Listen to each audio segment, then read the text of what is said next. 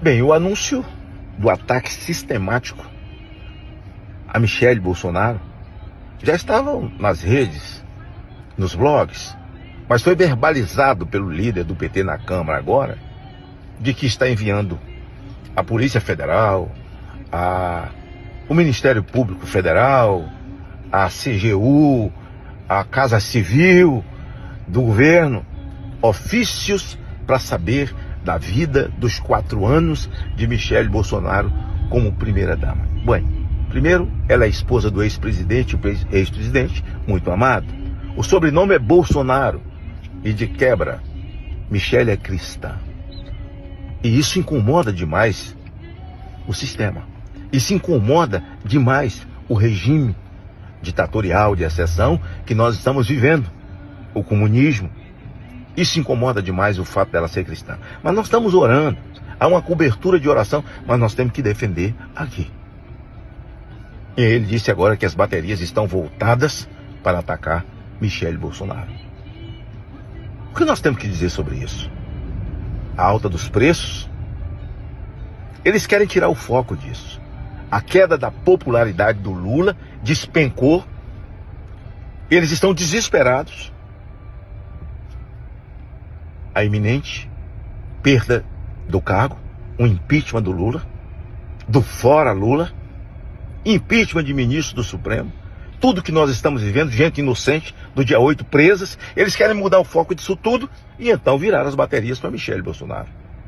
Meu recado ao Brasil é que nós façamos essa defesa, é que nós oremos por essa família e por essa primeira-dama, que não tem um dia, não tem um momento em que ela não seja atacada por essa gente, cheio de narrativas, de mentiras e que simplesmente tem prazer em destruir reputações. Força, Michele, força, nós estamos todos juntos.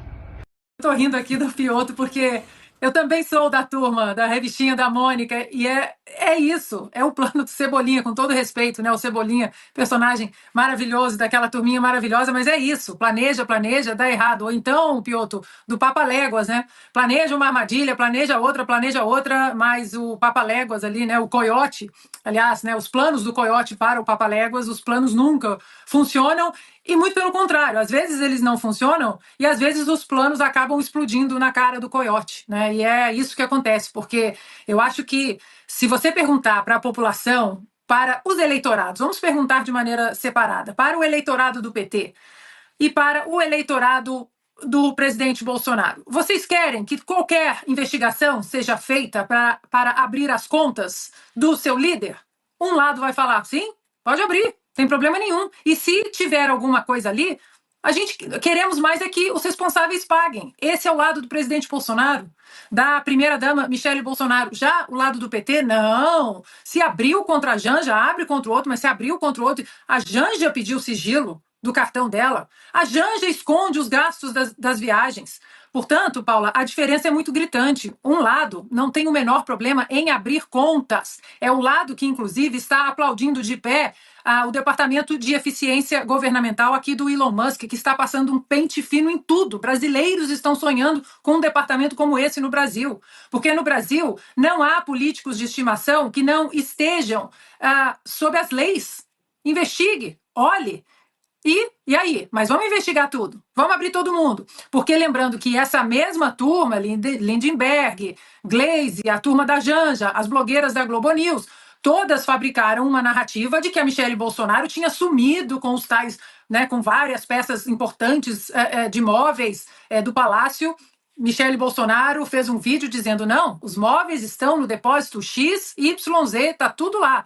E a narrativa seguiu, que a família Bolsonaro agora sumiu com os móveis e quebrou isso, quebrou aquilo. Pois bem, alguns meses depois, os móveis apareceram onde? No tal depósito XYZ e ninguém falou nada. Portanto, líder do PT, Lindenberg, go ahead, né? Como os americanos dizem aqui, vai em frente, toca esse barco aí, porque nós queremos mais é que vocês falem bastante. Ou seja, se a gente começar a falar muito, desanima, mas não pode desanimar, pessoal. Tem todo mundo aqui tem que ser imbrochável, pô. Tá? Dá pra gente mudar. Se eu estivesse preocupado comigo, eu estaria nos Estados Unidos até hoje. Tinha proposta de ficar por lá, não por minha competência, mas pelo meu passado. Então, cada um fazer a sua parte, conversar com o vizinho. Você vê um petista falando, né? Você tem que saber conversar com o petista, né? Pessoa humilde, né? Você Fala, meu amigo. é da onde? Aqui ouvindo Vai que o cara diga que é nordestino. Tá? Faz de conta, nordestino. cara, A minha sim, esposa é filha de bateu Cabo da bastante. Peste, então nordestino. Segunda-feira, Quando eu olhei pra cara dela, não queria saber o time que ela torcia, no Sem Filtro. nem que era o pai ou a mãe dela. Eu olhei o coração dela. Opa, interferência de áudio aí, Edson? Vamos lá, vamos tentar voltar. Em São Paulo é a cidade que tem mais nordestino do Brasil. Por que não vai paulista para Pernambuco e não vem gente do Ceará e vem gente do Ceará para o Rio? Porque lá é uma desgraça, pô. Na parte econômica, na parte de DH, tudo é ruim. E por que é ruim se o PT está 20 anos lá? Os caras estão 20 anos mandando no Nordeste e continua ruim. E eles só pregam a mesma coisa o tempo todo. É combate à fome, é igualdade, divisão de renda. Ele não divide nada que ele tem, quer que os outros dividam o que ele tem.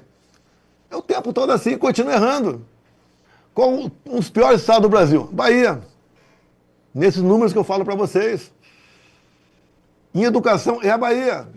E o secretário de Educação, o povo elegeu ele governador da Bahia. Quer continuar na cegueira. Pô. E não é só isso, é a parte econômica. É tudo que você pode se imaginar. Tudo.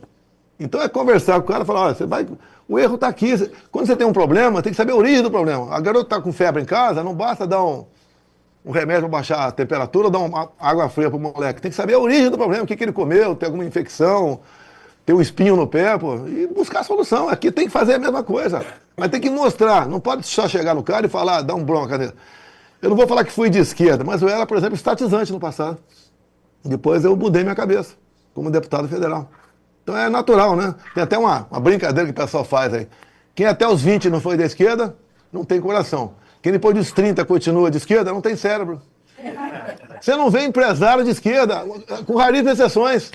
Vê a mulher do Magazine aí, que era bilhões. O Facebook havia cumprido com a ordem de bloquear as contas no Brasil ao restringir a visualização das páginas e perfis a partir de endereços IP no país. Isso significa que pessoas com endereço IP no Brasil não conseguiam ver os conteúdos, mesmo que os alvos da ordem judicial tivessem alterado sua localização IP. A mais recente ordem judicial é extrema, representando riscos à liberdade de expressão fora da jurisdição brasileira e em conflito com leis e jurisdições ao redor do mundo. Devido à ameaça de responsabilização criminal de um funcionário do Facebook Brasil, não tivemos alternativa a não ser cumprir com a ordem de bloqueio global das contas enquanto recorremos ao Supremo Tribunal Federal. Fecha aspas, essa é a nota que o Facebook acaba de divulgar e acaba de nos chegar aqui na CNN, essa informação. Portanto, o Facebook decidiu bloquear as contas globais enquanto recorre ao Supremo Tribunal Federal. É uma determinação da ordem do ministro do Supremo Tribunal Federal, Alexandre de Moraes. Em um primeiro momento não havia sido cumprida, mas depois que o ministro Alexandre de Moraes determinou a responsabilização criminal de um dirigente do Facebook aqui no Brasil, o Facebook dá uma recuada e decide cumprir a ordem enquanto recorre da decisão do ministro Alexandre de Moraes.